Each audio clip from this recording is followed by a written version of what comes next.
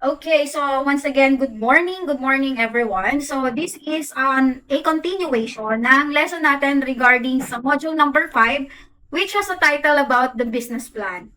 Okay everyone, ang main objective natin when it comes on studying about the business plan is about defining the business plan, what really is a business plan, then to explain why business plans are important to its users. We will also identify the information that is needed in preparing a business plan, describe the major sections of business plan, and of course, to explain why some business plan fails. Okay? Ano nga ba yung mga dahilan kung bakit nagpa-fail ang business plan? Okay? So, as an overview with our topic, after recognizing and assessing the opportunities came from our past lesson sa module number 4, the entrepreneur must formalize his or her attempt to exploit these opportunities in the form of a business plan. So, dito sa module na to guys, sa module number 5, we will emphasize more about the importance of business plan for a variety of users. Ano-ano ba yung mga users na yon? They are the lender, the what we call entrepreneur, and the investors. So, from then on, we will be proceeding about describing the major sections of business plan and identify the information that is needed sa bawat section. Okay? So, we will be also be providing guidelines on how to preset a business plan to relevant stakeholders. Okay, there you go. Now, let's start. No? When you hear a business plan, ano yung unang pumapasok sa isip ninyo? 'Di ba? As came from what you have answered yesterday from our lesson, you said that the business plan is plano sa isang negosyo. It is a roadmap, no? And at the same time, a guideline sa isang entrepreneur. So, a business plan is being prepared by an entrepreneur. Okay? A document that describes various external and internal elements which involves in starting a business or maybe expanding an existing business. Diba? So, during the first few years of business operations, the business plan served as a guideline for short-term and medium term decision-making and managerial action. So, kagaya ng isang roadmap, it gives off a direction sa isang entrepreneur, no? To his desired destination. It also answers the following question. Ano yung mga question na sinasagot ng business plan? First one, where I am now. No? Saan ako nag-umpisa? Ano yung meron ako? Pangalawa, where am I going? No? Saan ako papunta? Anong gusto kong marating ng business ko? And at the same time, how will I get there? Ano yung mga process na pagdadaanan ko at gagawin ko in order for my business to take off? Okay? That is what business plan is. Now, why write a business plan and who read it? No? Bakit nga ba kailangan natin gumawa ng business plan? At sino nga ba yung mga pwedeng magbasa nito, gumamit nito, at pwedeng mag-approve nito? So, the business plan are important because of the following reasons. Ito daw yung mga dahilan kung bakit importante ang isang business plan. First one, it helps determine whether proposed or existing business venture is viable given its target market. So, tinitingnan nito kung matutulungan ba or madedetermine ba nito yung proposed or existing business venture, kung viable ba siya, no? Kahit pa meron itong target market. Kumbaga parang investable. Is the business that you are proposing in is investable? No? Is it profitable? Is it scalable? Di ba?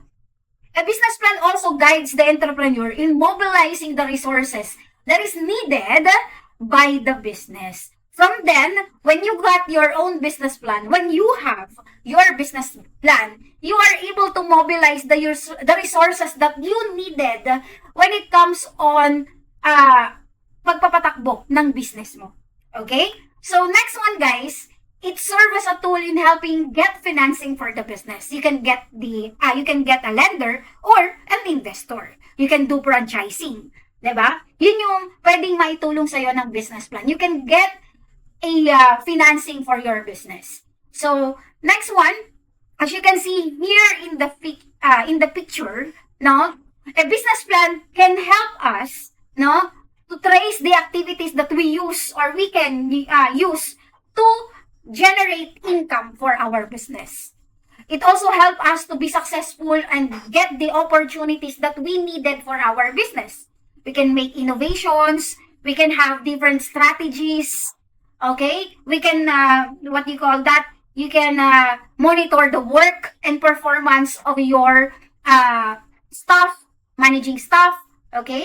And then, you can also do marketing, okay? Kasi, the marketing plan is a part of a business plan. Okay, from then you can analyze the market, you can get the plans on how you are going to get through the competitors na meron ang business mo. Kasi hindi naman nawawalan talaga ng competitors yan eh. The restaurants, the party needs, the, what do you call that, malls, lahat yan, lahat ng klase ng business, even sari-sari store, meron yang mga competitors. Now, how can you get even with those competitors of yours? Okay, you should have the right and strong business plan. So, the business plan may be read by different people. Sino yung mga po pwedeng magbasa at pag-aralan ng business plan? First one, the employees, of course. Your employees can read your business plan. You can present it to them so that they can help you manage your business. At the same time, is they can help generate an income for the business. The suppliers themselves, the customers, the bankers, of course, number one natin dyan is a potential investors.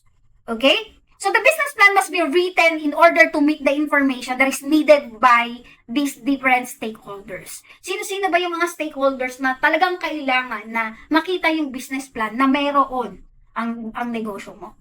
So, let's identify the different users of business plan. First off is we have the entrepreneur, guys. When we say entrepreneur, okay, they use the business plan because it serves as a roadmap for them to manage the business. Kagaya ng binanggit ko sa inyo kahapon, a business plan is like a blueprint for the entrepreneur. Okay? And it helps them to identify the different resources that is needed by them to operate and grow their business. It also allows the entrepreneur to anticipate potential business risks. Ano ba yung mga po pwedeng maging risk ng business ko? At ano yung pwede kong gawin in order to manage the risk? Okay? So, doon yan ginagamit ng mga entrepreneur. Aside from that, another user of a business plan is what we call the lender.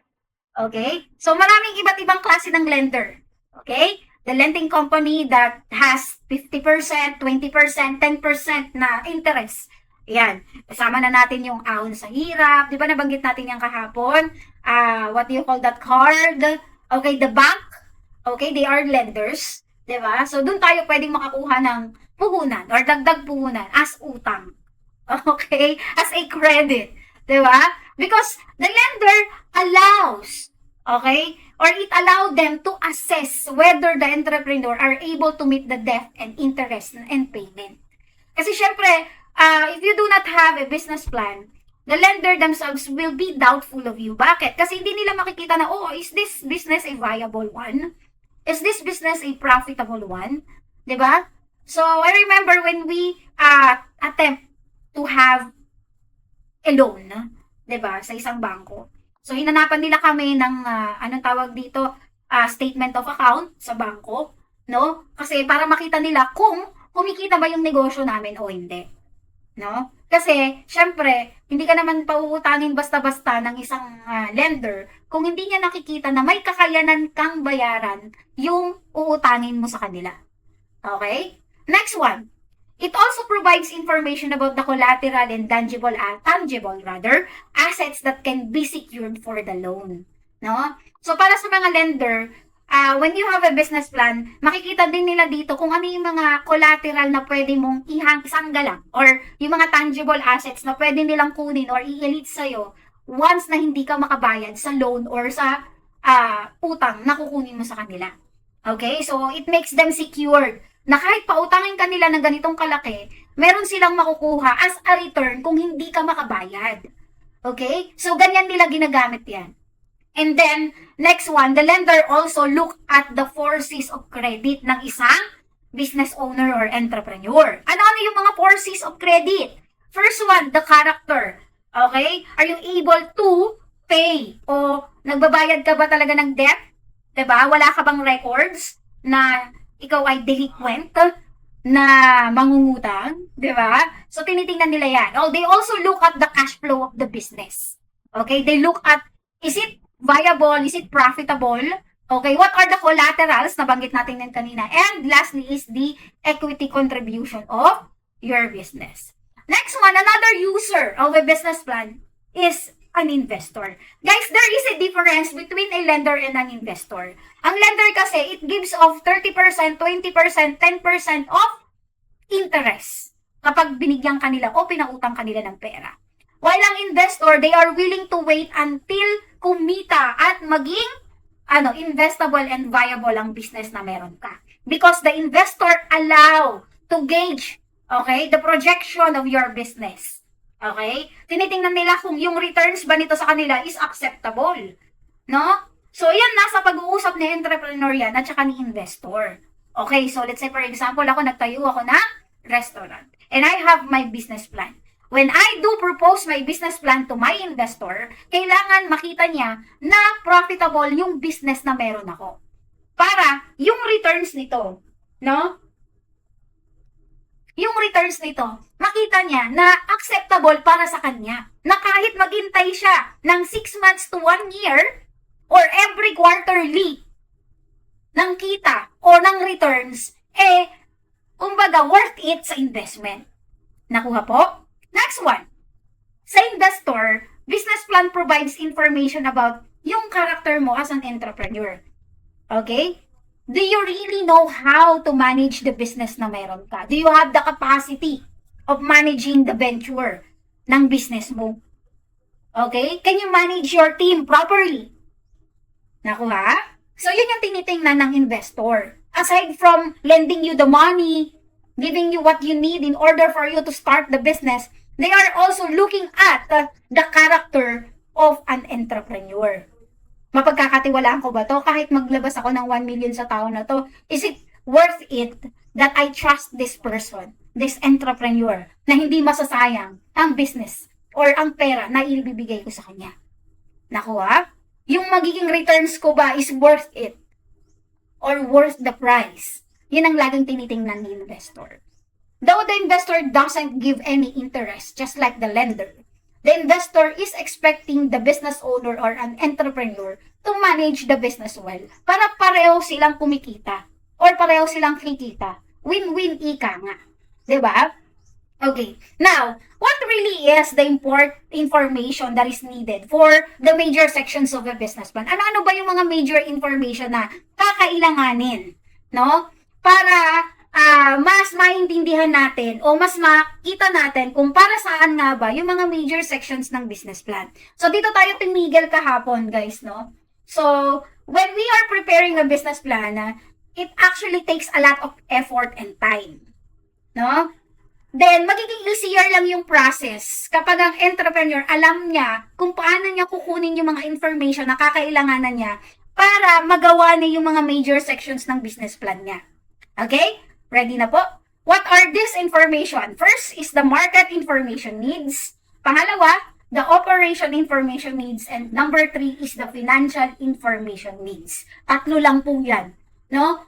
So kapag kabisado ni entrepreneur kung paano niya kukunin tong tatlo na to, market information, operation information, financial information, napakadali na para sa kanya na gumawa ng business plan. Now, alamin natin kung ano-ano nga ba ang meron sa bawat major sections or information na to. First one, sa market information need, it looks at the general environmental trends. You have to look at that. Ano ba yung mga trending? No?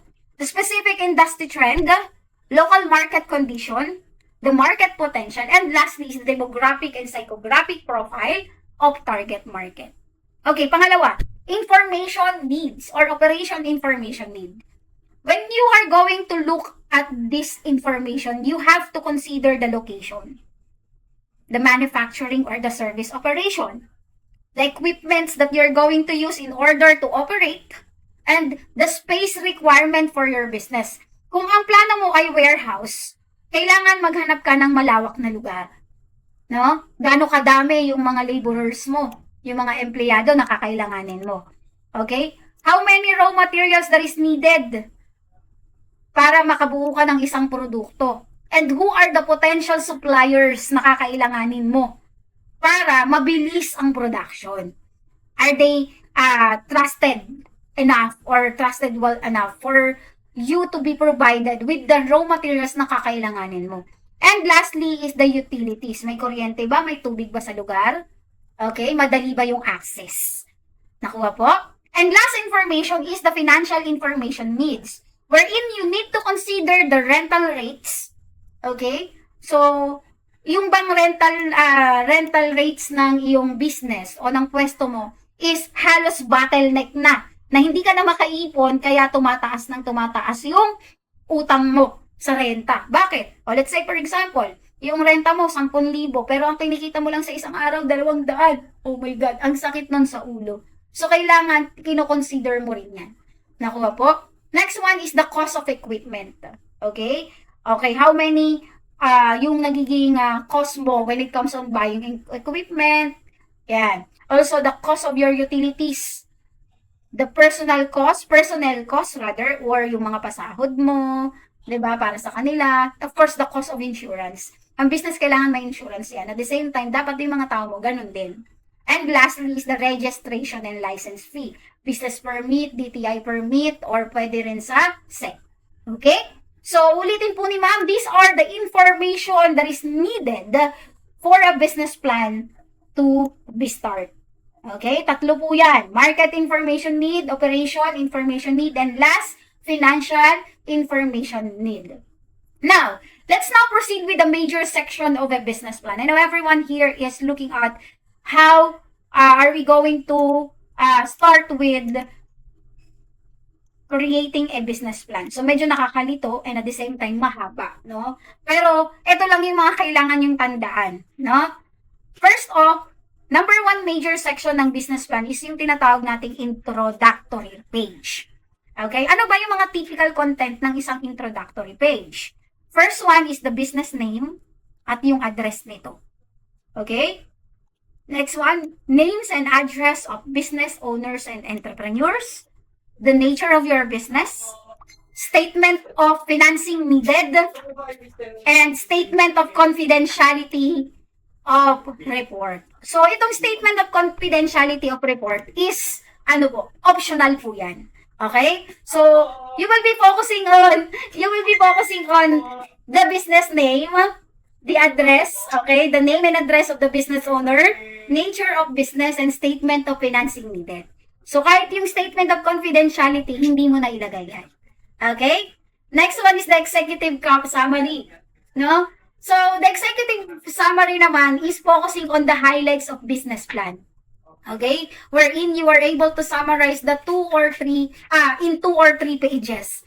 No? Pero dito sa atin, kahit isang page lang po, okay lang. No? Kasi i-highlight mo lang naman yung business plan mo, i-highlight mo yung description ng business na meron ka sa executive summary.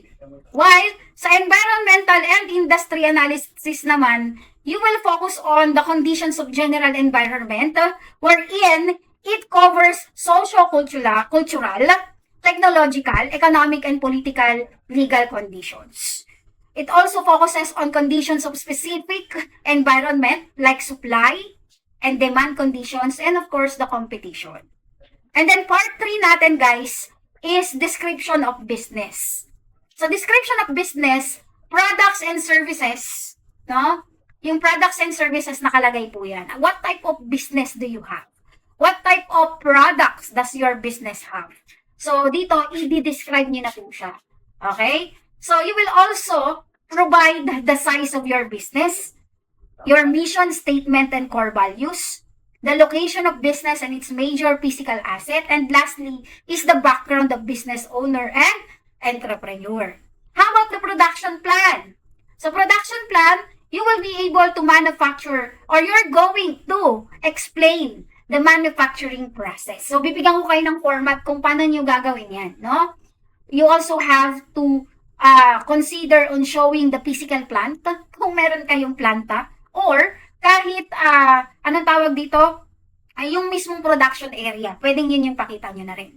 Of course, you will also have to show the machineries and equipment, the supplies of your raw materials, saan to nanggaling, okay, how many raw materials yung nagamit ninyo para makapag-provide ng ganito karaming product, and of course, future capital equipment needs, okay, para mas mabilis ang production.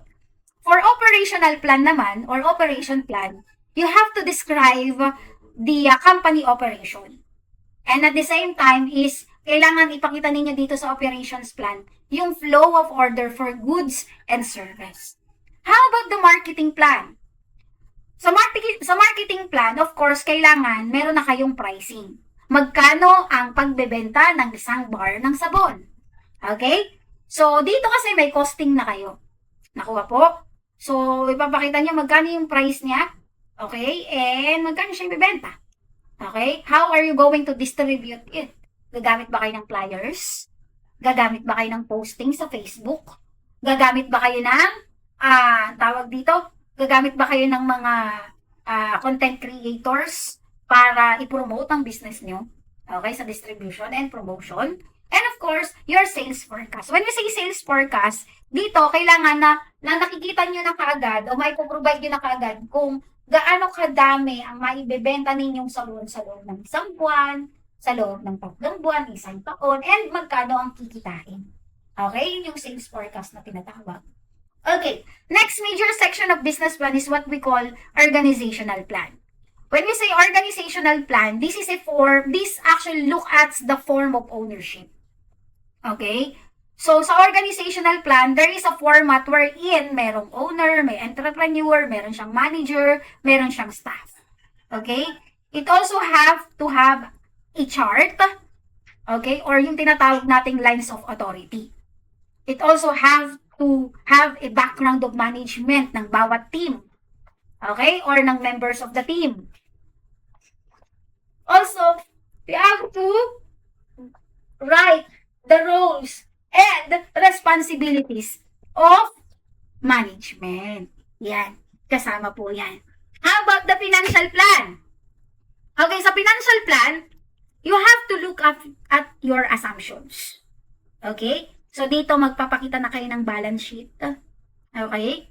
You will also need to provide an income statement, cash flow projections, sources and uses of funds, and lastly is the break-even analysis. Yan po yung mga kailangan yung gawin. And then, next one is assessment of risk. You need to identify the potential risk. Ano yung mga potential risk? 2 klase po yan. Internal risk and external risk. Pag sinabi nating internal risk, ito yung nangyayari, yung risk na nangyayari sa loob ng business mo. Okay, sino-sino ang mga taong involved dito sa internal risk? Pwedeng ikaw, the management itself, yung mga tauhan mo. Okay? Yan po yung internal risk. Pwedeng may nangungupit. Pwedeng may nag-uuwi ng produkto. Pwedeng hindi nagagawa ng tama ang trabaho. Internal risk po yun. Sa external risk naman, pasok naman dito yung competitors. Maaaring hindi lang ikaw ang nagbebenta ng sabon. Maaaring mas innovative yung sabon nila. Maaaring mas mura yung sabon nila. 'Di ba? Sa competitors pa lang 'yan. Paano naman sa mga consumer? Paano kung the consumer made the decision of posting you kasi anong tawag dito, expectation versus reality daw? 'Di ba? Or pwedeng sa external risk yung product mo is not viable. Okay? Next one, you need to have a strategy, no? On how you're going to prevent and minimize the risk. Kasi you have your potential risk dalawa. Internal risk and external risk. Ngayon, gawan mo siya ng strategy. Ano yung mga pwede mong gawin para ma-prevent at ma-minimize mo itong mga potential risk na to? Of course, you need to respond to this risk. No? Bakit sila nag-occur? And at the same time, anong pwede mong gawin para maiwasan o ma-minimize? Okay, kasama yan sa assessment of the risk. Lastly is the timetable or milestone. So, timetable or milestone, it focuses on 7 steps. Okay? First one is you need to register your business. Formal registration ng business. What are the formal registration ng business? Sometimes ang meron nito is the business permit, barangay permit, DTI. Diba? Meron na tayong bago ngayon which is the Barangay Micro Business. Yan, BMBE. Barangay Micro Business Enterprise. Yan. So, through that, sa mga formal registration, kailangan meron siya, nakalagay na siya doon. No? So, sa inyong magiging business plan, importante na meron kayong formal registration ng business. It's because the investor, the suppliers, the lenders, ito yung unang-unang tinitingnan. Okay? The business owner should know or should provide the registration itself. Next one is the completion of product or services design. So, syempre, sa timetable and milestone, you have to make a prototype of your product. Of course, you also have to provide the label and packaging of your product.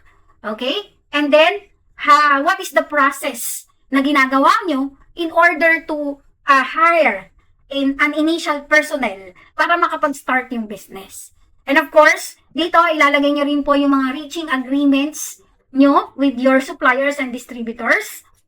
And then you will also show the actual production, no? And then you will also show the receipts rather, initial orders, sales, and deliveries. So, madali lang naman to kasi papasimplihin lang natin. You also need to provide yung registration ng business, completion ng product, and then kailangan ipakita nyo dito yung actual production, kaya mag-ano talaga tayo, magdo-documentation tayo. And last part po ng business plan, guys, is the appendices. Okay? Dito sa appendices, you will provide the market research data na kakailanganin ninyo. At ilalagay ninyo yan sa business plan. And lastly is you need to provide the detailed financial projections. Okay, bakit importante ang detailed financial projections? It is because it shows, no, kung talaga bang kikita yung business mo. No? It also shows the financial projections of your business kung viable ba siya, investable, and profitable. Okay? So, there you go. Next one, it also have to have a curriculum vitae of the management sa appendices. So, dito ilalagay niyo yung mga resumes. Okay? Iko-compile niyo yan isa-isa. Okay? And of course, the price list ng inyong suppliers. And last is the profile of competitors. Yan. So, yan po yung kailangan ninyong ilagay. So, sa profile of competitors, titingin lang naman kayo ng mga kapareho ninyo ang produkto. Sila na mismo yung mga competitors ninyo. Okay? Of course, you will also have to provide their prices. Diba? Anong product ang meron sila. Okay? Now, kapag nagawa nyo na yung business plan, you have to present it. Okay? Paano po namin ipapresent yung business plan? Okay, this is how you will present the business plan. Sabi dito, when it comes on writing the business plan, first step pa lang yan. No? Para maging favorable yan sa mga reader, para sa maging favorable yan sa iyo as an entrepreneur, kailangan you need to be on the first step or you need to create the first step, and that is the business plan. Kapag ang business plan mo is well written, makakakuha talaga to ng potential investor, ng lender. Okay? And it could incline, okay, to provide financing para sa business mo. So, an effective oral presentation, mas lalo na. No? Kung effective yung business plan mo, effective pa ang oral presentation mo, mas makakapag-close ka ng deal. So, here are the guidelines na makakatulong sa inyo para maging effective ang presentation. First one is you need to tell a compelling story regarding how you start the business, how you create the business plan, and how is it going to take off and be viable. Okay? Next, pangalawa natin is you need to exhibit confidence and professionalism when it comes on presenting the business plan. Okay? Kagaya ng lagi kong sinasabi. No? Hindi po pwedeng kapag magpe-present ka ng business plan mo, okay, sige, effective nga siya. Pero hindi ka naman confident.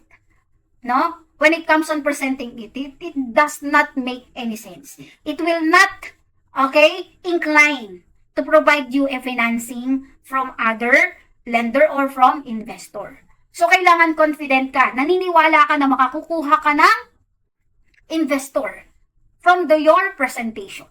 And of course, you need to cover the basics. No?